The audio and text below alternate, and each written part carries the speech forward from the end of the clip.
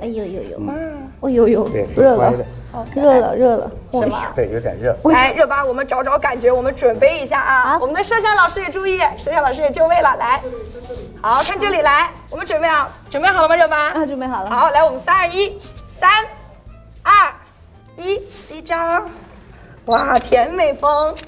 我们是下一张，第2张，太可爱了。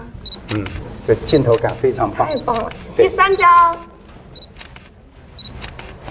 我们的热巴镜头感真的是太好了，超级好，超级好。对，我们猫八度今天的任务圆满完成，完成的非常棒，完成的非常棒，非常棒，谢谢。是，是吗？对，热巴，其实我们想问问你啊，在冬天这个撸猫的原因是吗？就是你有什么？来，我们坐着聊好不好？来，我们一起坐下聊。好的。